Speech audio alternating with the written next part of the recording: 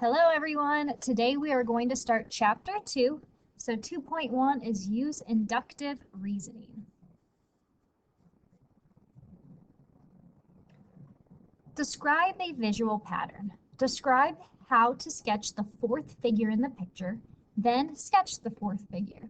So if you look at figure 1, we see a circle, half with two pieces, and the top half is shaded. If we look at figure 2, we now see that it has 4 slices with 1 slice shaded. Our third figure, we have 6 slices with 1 slice shaded.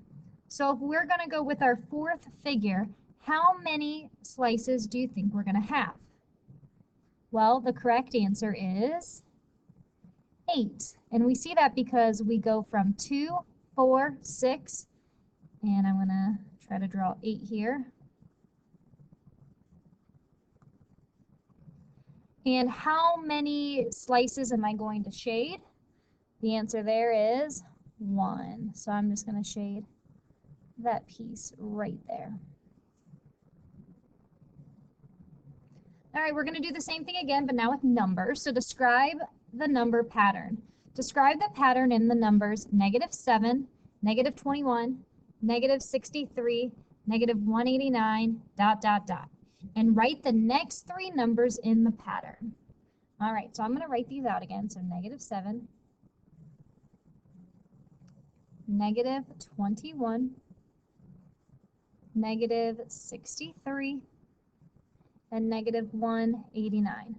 So how are we getting from -7 to -21? Well, we could be adding, or subtracting, or multiplying, or dividing. So we got to figure out what are we using here. And the correct answer is, hey, we can multiply by 3, right? So -7 times 3 is -21.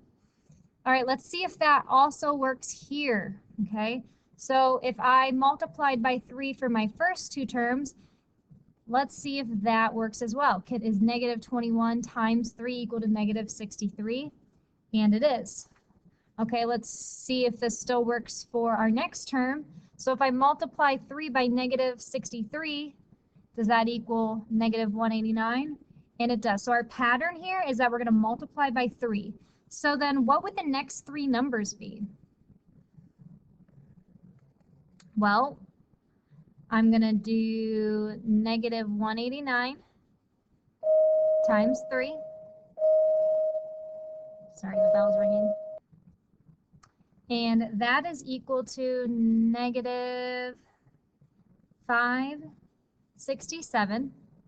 All right, so now my next term, I'm going to take the -567 times that by 3. And if you plug that in your calculator, you get -1,701. And if we take that number, -1,701, multiply that by 3, we end up getting -5,103. So these are the next 3 terms in our pattern.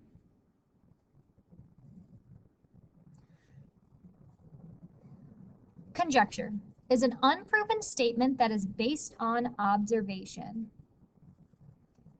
Inductive reasoning is a process that includes looking for patterns and making conjectures. So what we just did in the past 2 examples was inductive reasoning. We were looking for patterns and then coming up with a solution, a conjecture. What's actually going on? So let's make and test a conjecture.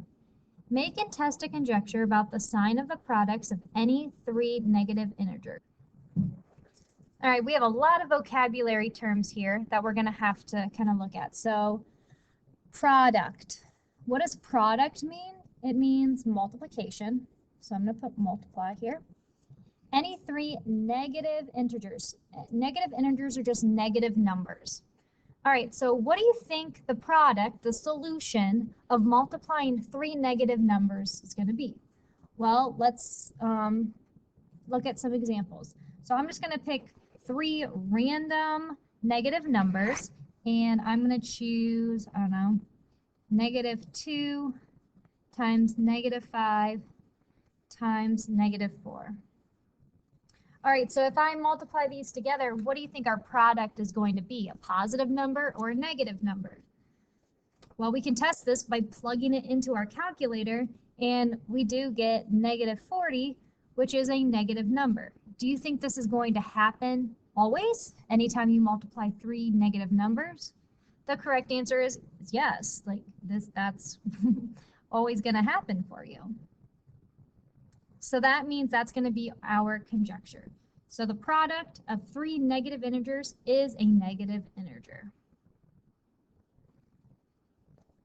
A counterexample. A specific case for which the conjecture is false. You only need to find one counterexample to prove that a statement is false. That's really important. Only one. So let's find a counterexample. A student makes the following conjecture about the sum of two numbers. Sum, remember, is just adding. So adding two numbers. Find a counterexample to disprove the student's conjecture. So the sum of two numbers is always greater than the larger number. So adding two numbers is always going to be greater than the larger number. So we have to kind of think of all the different types of numbers. We have positive numbers, we have negative numbers, we have fractions, we have decimals, okay? So we want to figure out what type of numbers, when you add them together, the sum will not be greater than the largest number. What type of numbers do you think that's going to be? So let's start with positive numbers.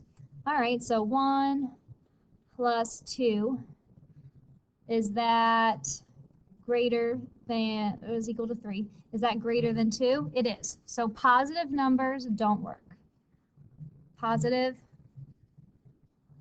will not create a counterexample. Now let's try negatives. Okay, so -2 plus -3, I'm just picking random numbers, is equal to -5.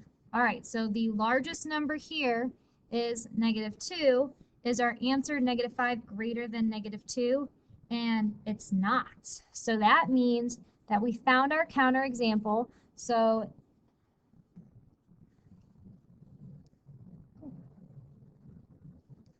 negative numbers are our counterexample. So anytime you use a negative, this conjecture will not be true. In our last example here, we want to find a counterexample to show that the following conjecture is false once again. So the conjecture is the value of x squared is always greater than the value of x. So once again, we got to think of all our different numbers here. We have positive numbers, we have negative numbers, and we have fractions. Which types of numbers here are not going to work? All right, so let's try positive ones. I'm just going to do positive 1. So 1 squared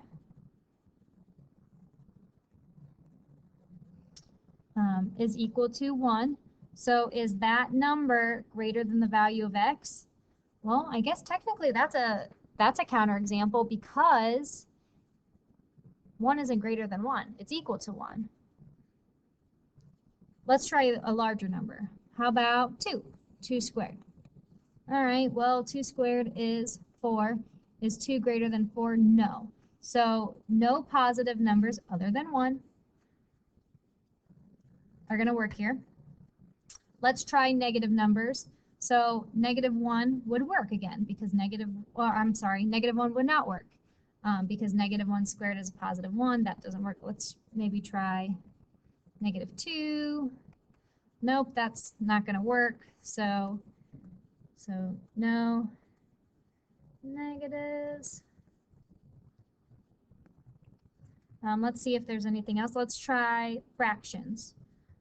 Okay, so let's do 1/2. 1/2 squared. So 1/2 squared, if you plug that in your calculator, is actually 1/4. Is 1/2 greater than 1/4? It is. So any fractions are going to work here as a counterexample. Fractions are not going to be, their answer is not going to be greater than what they were actually squaring. So fractions, counterexample.